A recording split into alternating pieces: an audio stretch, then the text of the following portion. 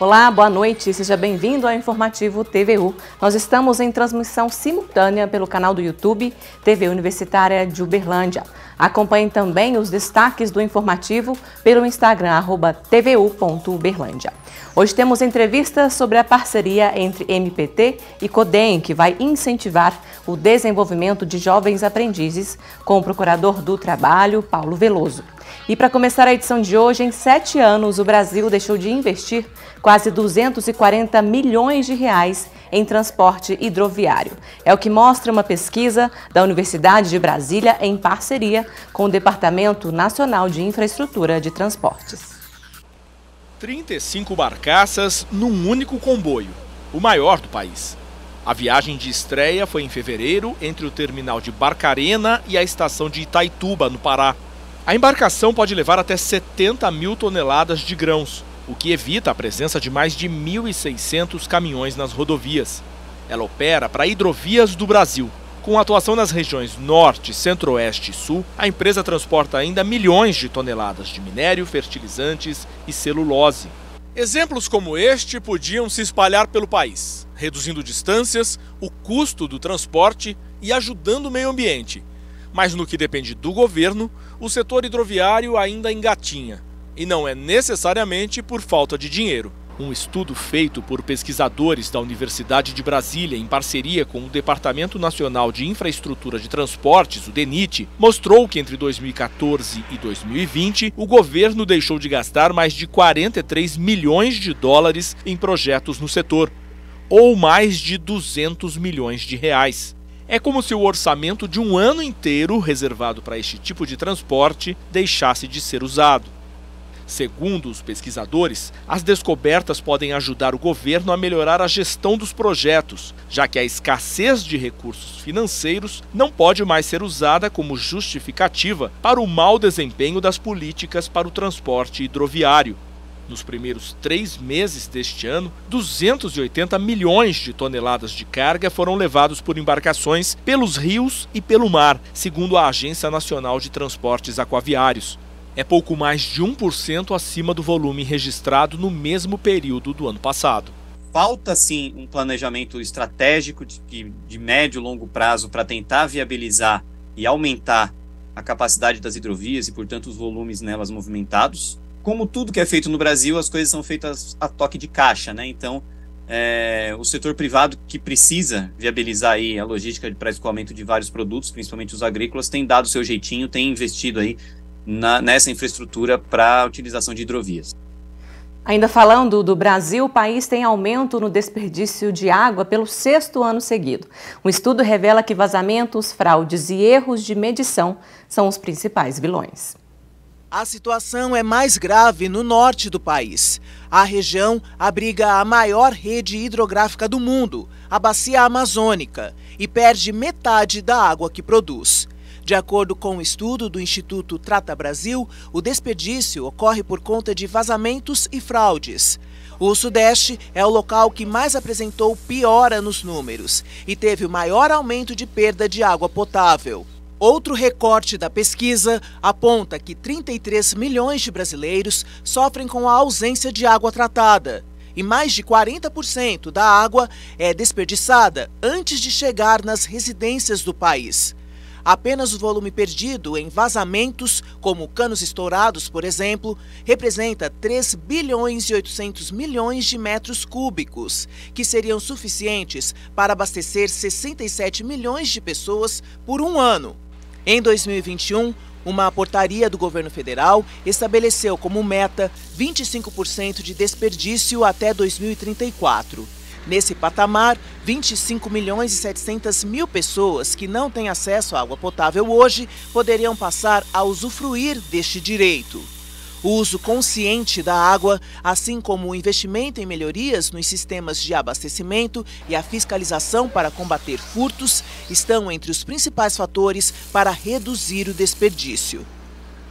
E agora vamos falar de saúde. A Sociedade Brasileira de Cardiologia alerta para o crescimento da mortalidade por infarto entre mulheres jovens. Por isso, agora orienta formas de prevenção, tratamento e reabilitação específicas. Confira. Os dias de hospital não saem da cabeça de Daisy, internada por causa de um infarto aos 38 anos. Eu levei 1 ano para voltar a atender um cliente, porque eu tinha muito medo de sair de carro sozinha. Eu tinha medo de dirigir e dar alguma coisa em mim. Eu, diversas vezes depois desse evento do infarto, eu fui para o hospital daqui da minha cidade com dores no peito, achando que eu estava infartando e era uma crise de ansiedade. E ela não é um caso isolado. As doenças do coração matam 7 vezes mais do que o câncer de mama e são a segunda principal causa de morte de mulheres. Por isso, a Sociedade Brasileira de Cardiologia emitiu um novo posicionamento sobre a saúde do coração das mulheres. O objetivo é dar orientações para médicos e pacientes a respeito dos sintomas, que são diferentes dos registrados entre os homens. Dor no peito, queimação, dor nas costas, dor na mandíbula, dor no estômago, náusea, vômito, fadiga, falta de ar e palpitação. No homem, o gatilho para ele ter um infarto está muito mais relacionado com o esforço físico. A mulher não, o estresse. E também depressão, ansiedade. A ansiedade, quando ela se apresenta em ataques de pânico, ela cursa com desconforto no peito, com dor no peito.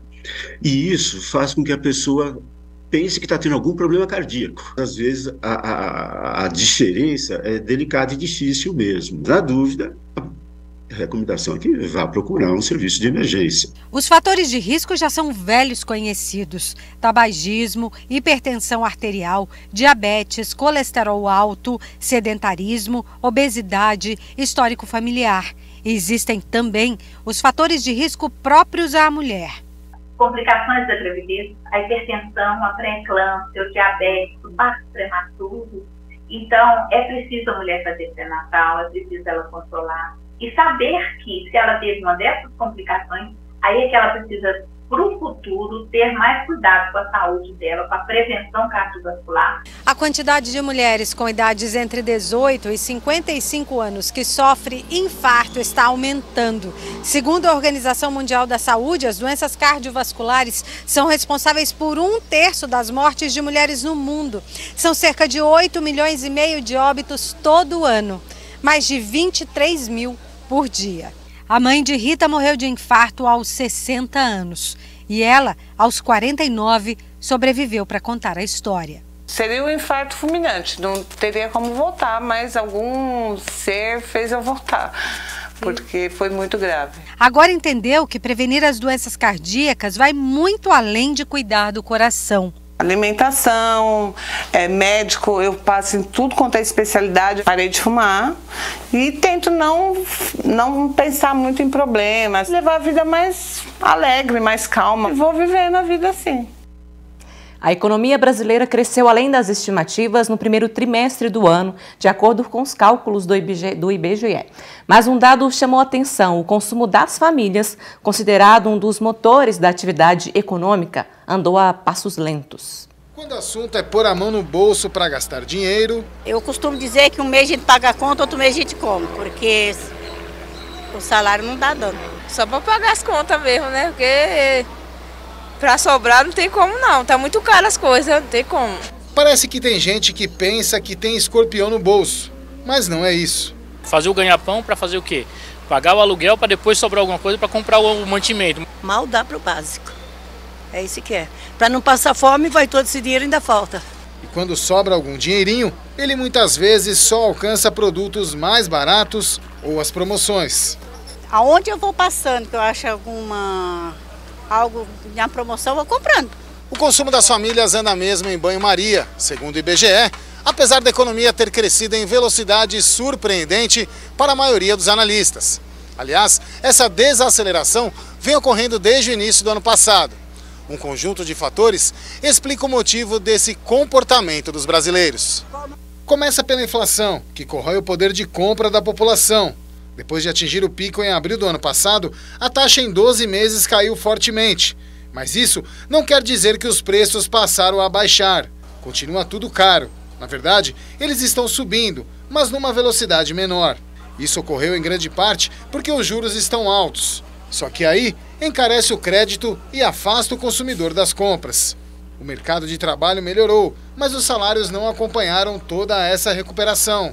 Por outro lado, o aumento do salário mínimo, que tem reflexos nos benefícios da Previdência, e o valor maior do Bolsa Família impediram que o consumo das famílias murchasse ainda mais. Acho que é uma combinação de vários elementos: renda real disponível, a inflação em queda e a perspectiva de um crescimento melhor. Isso sim deve melhorar o consumo das famílias daqui para frente. Eu não imagino que seja uma melhora tão substancial. Nós vamos agora para o intervalo e voltamos com a entrevista sobre a parceria entre MPT e CODEM, que vai incentivar o desenvolvimento de jovens aprendizes, com o Procurador do Trabalho, Paulo Veloso. Até já!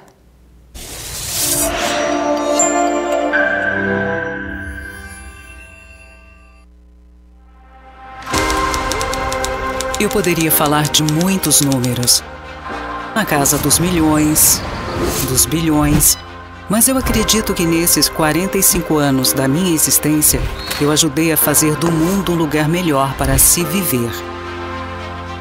Eu poderia citar muitos nomes, de juízes a presidentes, mas tenho certeza que mudei para melhor a vida de mais pessoas que conseguiria nomear.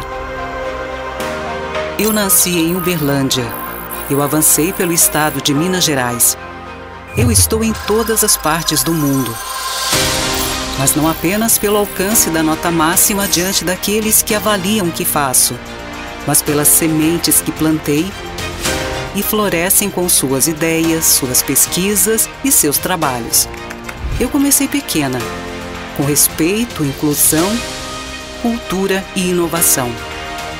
Valorizei cada etapa da educação de excelência no ensino básico, técnico ou superior. Talentos que ajudei desenvolvem o corpo e compartilham ferramentas para proporcionar novas possibilidades de movimento. Também cuido do sentimento, da mente que precisa de cuidados.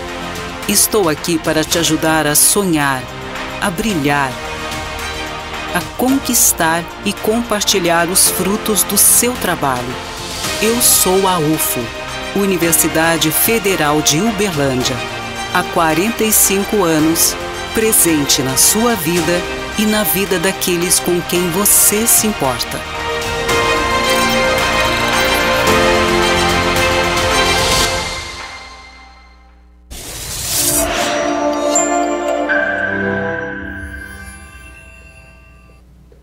Estamos de volta com o Informativo TVU. Vamos agora para a entrevista sobre a parceria entre MPT e CODEM, que vai incentivar o desenvolvimento de jovens aprendizes, com o Procurador do Trabalho, Paulo Veloso. Boa noite, seja bem-vindo ao Informativo. Boa noite. Vamos falar então dessa parceria, Paulo. O Ministério Público do Trabalho, juntamente com o CODEM, unimos forças para incentivar e criar em Uberlândia um ambiente propício à contratação de aprendizes, que é um programa extremamente importante para a qualificação profissional de jovens que estão ingressando no mercado de trabalho e também importante para a formação da mão de obra qualificada na nossa cidade. Exatamente. E essa semana foi lançada a campanha também, Jovem Aprendizes Uberlândia. Exato. Na terça-feira dessa semana, houve o lançamento dessa campanha conjunta, Ministério Público do Trabalho, com o CODEM, que é uma entidade que congrega diversas outras entidades empresariais, justamente porque o próprio empresariado percebe na aprendizagem um instrumento muitíssimo importante para a formação da sua mão de obra. Então, de um lado da balança, nós temos o jovem que necessita ingressar no mercado de trabalho e que tem o direito constitucional à profissionalização. É direito do jovem ter acesso à profissionalização e a aprendizagem é um instrumento muito importante para a qualificação profissional do jovem. E do outro lado, temos o empresário que demanda essa mão de obra qualificada. São recorrentes as queixas de que falta mão de obra qualificada no mercado. Você já deve ter ouvido, tenho certeza que o nosso ouvinte também já ouviu, queixas dos empresários no sentido de que falta mão de obra qualificada. E a aprendizagem, então, visa resolver essa equação. De um lado, aquele que precisa ingressar no mercado de trabalho, quer ingressar, e do outro, o empresário, o empregador que demanda essa mão de obra qualificada. E oferecendo a estrutura também para a formação desse mercado, né, dessa categoria. Exato. Aqui em Uberlândia nós temos diversas entidades formadoras especializadas no programa de aprendizagem, porque na aprendizagem o contrato de trabalho é um contrato de trabalho especial, onde temos 3 atores: o empregado, aprendiz, o empregador e um terceiro personagem, que é a entidade formadora, que fica responsável por acompanhar aquele contrato de trabalho e fica responsável também pela parte teórica da aprendizagem. E como foi o balanço desse evento essa semana, da campanha? Foi extremamente positivo. O público recebeu muito bem a iniciativa. É uma iniciativa inédita, porque estamos juntos, o Ministério Público do Trabalho, com o CODEM, que congrega, como eu disse, diversas outras entidades, e todas essas entidades abraçaram a causa da aprendizagem e reconheceram na aprendizagem um instrumento extremamente importante. Essa união soma forças, né, Paulo? Exatamente. Para o desenvolvimento social, na medida em que o jovem terá acesso ao mercado de trabalho, e nós não podemos ser ingênuos, esse mesmo jovem é disputado por um outro mercado, né?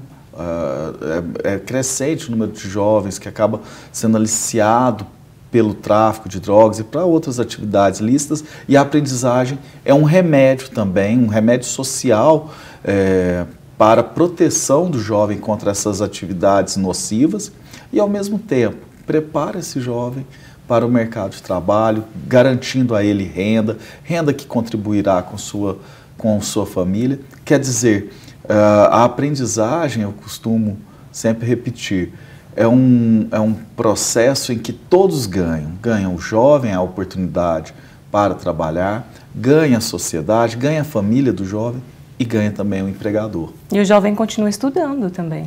No programa de aprendizagem, aquele jovem que ainda não concluiu o ensino médio tem como requisito para continuar no programa de aprendiz, no programa de aprendizagem, a comprovação de matrícula e frequência escolar.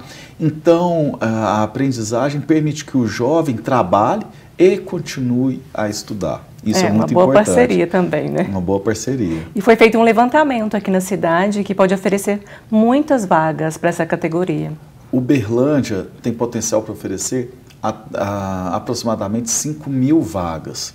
Parte dessas vagas já são oferecidas, mas ainda há um caminho longo para se alcançar essas 5.000 vagas. Toda empresa é obrigada a preencher um número de vagas com aprendizes, entre 5% e 15% dos postos de trabalho da empresa.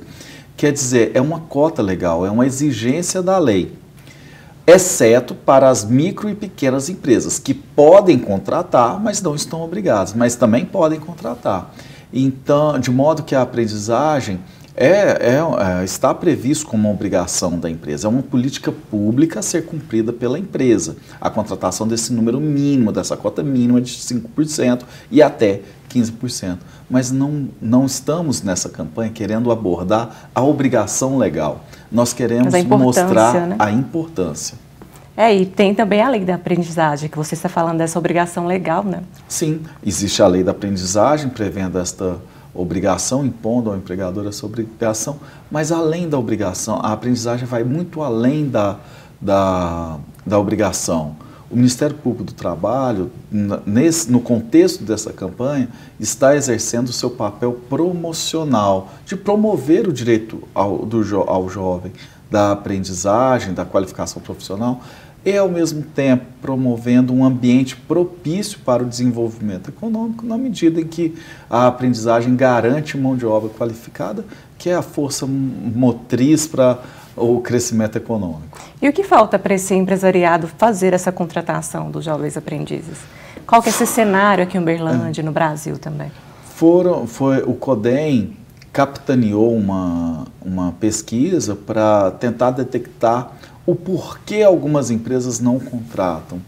E, por incrível que pareça, a principal causa detectada foi a desinformação. Não sabia que poderia contratar e muito menos que deveria contratar. Então a campanha também visa elucidar, até mesmo para que no futuro o empresário não sofra nenhuma autuação, para que ele possa agora conscientemente cumprir aquela obrigação legal.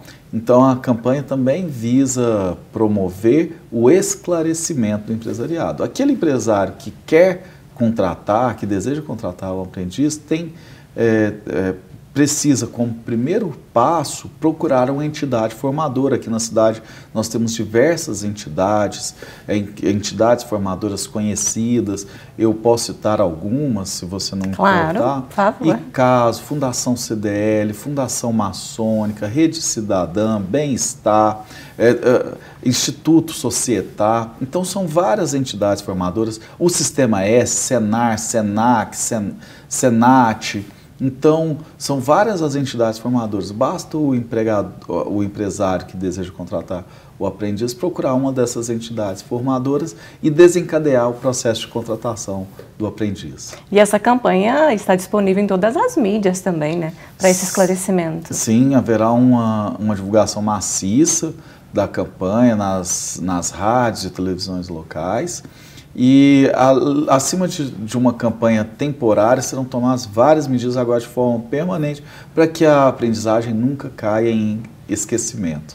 E é um trabalho bonito também voltado para a sociedade, né, para tirar o jovem dessa vulnerabilidade social, como você falou, né, o emprego, a renda. Exato, é muito importante destacar que a maior parte dos jovens que participam do programa de aprendizagem muitos são vulneráveis e a maior parte deles depende do salário obtido com a aprendizagem para a subsistência. Então, tem o aspecto não apenas da formação, mas também da própria manutenção da subsistência do jovem.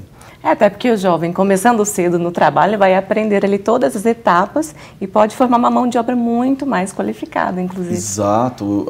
O empresário, quando recebe esse jovem, molda de acordo com os valores da empresa. Os relatos de vários jovens aprendizes é fantástico, é de emocionar. São jovens que mencionam que antes estavam em casa, tendo acesso a informações inúteis ou até perigosas, e quando entra numa empresa passa a ter acesso a valores, a informações que antes ele não tinha. Então ele tem acesso a um meio que é muito mais saudável para a convivência. Os pais relatam que o comportamento mudou, por isso que é sempre bom ressaltar. A aprendizagem é um instrumento em que todos ganham. E o jovem tem muitas ideias inovadoras também, né? Sim. O empregador pode aproveitar. Aproveita com certeza. Os relatos, quando você ouve o relato do empregador, do jovem, os relatos são muito interessantes, são relatos que demonstram que todos realmente ganham, o jovem oxigena o ambiente da empresa.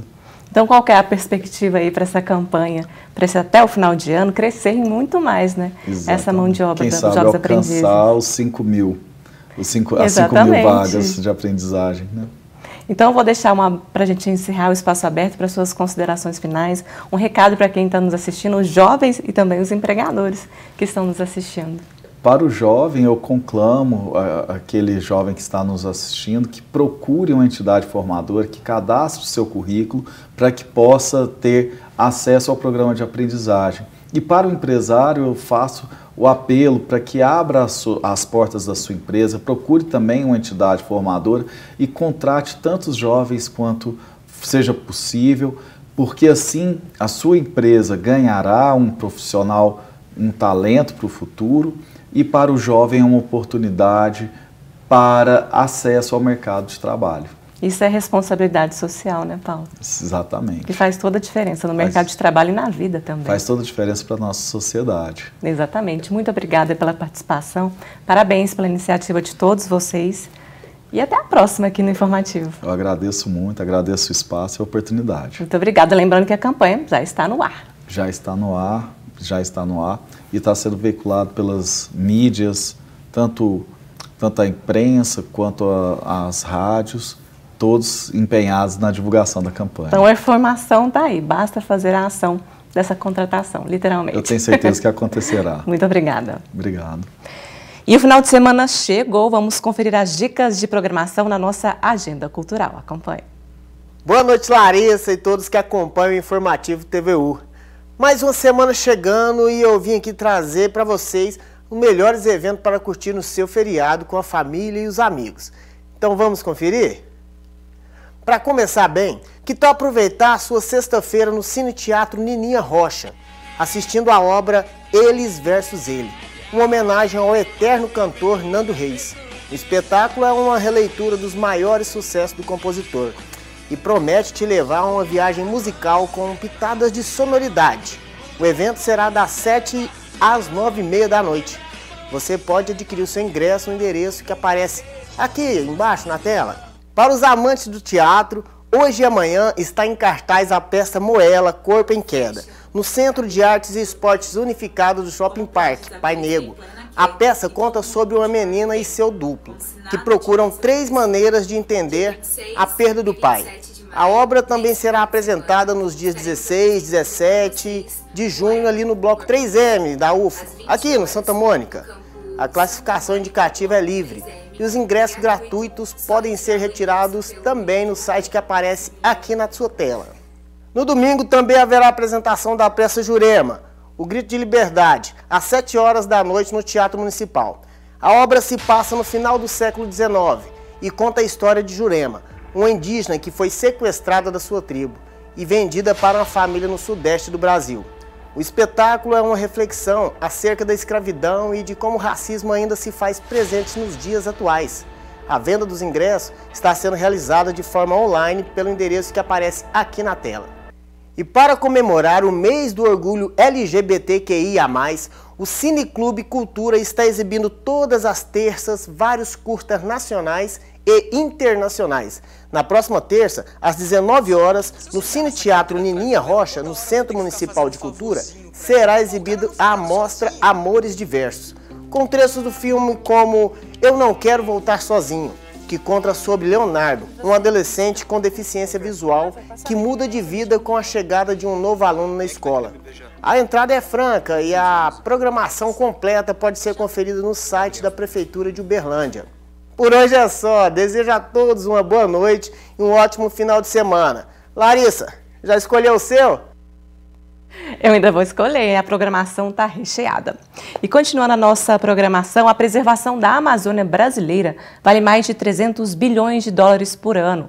O valor é 7 vezes maior do que o agronegócio gera, de acordo com o estudo do Banco Mundial. Veja só. Um patrimônio que vai muito além das riquezas naturais e minerais. A Amazônia Legal brasileira se espalha por 9 estados, alguns dos mais pobres do país. Um vasto território de mais de 500 milhões de hectares, maior do que a rica União Europeia, é o lar de quase 30 milhões de brasileiros. Alvo da cobiça de garimpeiros, madeireiros e invasores, muitos deles ilegais. Agora, o estudo Equilíbrio Delicado para a Amazônia Legal Brasileira, um memorando econômico do Banco Mundial, joga luz para um verdadeiro tesouro. Ele aponta que a preservação do bioma vale mais de 300 bilhões de dólares por ano, ou quase 1 trilhão e 600 bilhões de reais. O total é 7 vezes maior do que o estimado na exploração privada ligada à agricultura extensiva, à exploração madeireira ou à mineração. Mas os próprios pesquisadores admitem que os números podem estar subestimados. Eles dividiram em 3 áreas de impacto. Como bem público, o valor com os serviços ecossistêmicos é estimado em 20 bilhões de dólares anuais para a América do Sul. O relatório cita como exemplo desse serviço a chuva, fundamental para a agricultura. A estimativa ligada à biodiversidade e cobertura florestal é de 75 bilhões. Porém, o que mais pesa é a capacidade do bioma de retirar da atmosfera o dióxido de carbono, principal gás responsável pelo efeito estufa. O valor anual do armazenamento de carbono supera os 200 bilhões de dólares por ano. Por fim, o uso privado sustentável vale 12 bilhões anuais. O relatório argumenta que o desmatamento é parte do modelo de desenvolvimento do Brasil e da Amazônia Legal. O crescimento global, de acordo com o estudo, aumentou a demanda por commodities agrícolas e minerais. Isso ajudou a economia brasileira, mas aumentou de forma violenta o desmatamento na floresta. Os maiores beneficiados por essas atividades não estão na região amazônica, então, na verdade, são pessoas de fora que se beneficiam dessas atividades, que são, na verdade, bastante danosas para a própria população, não só em questão de criminalidade, mas também em questão de poluição ambiental, então contatos com mercúrio por causa de mineração. Por todas essas óticas, é necessário repensar esse modelo de crescimento. Informativo de hoje fica por aqui. Mais informações no Jornal da Cultura às 9 da noite. Muito obrigada pela companhia, um ótimo final de semana para você e até segunda-feira. Tchau, tchau.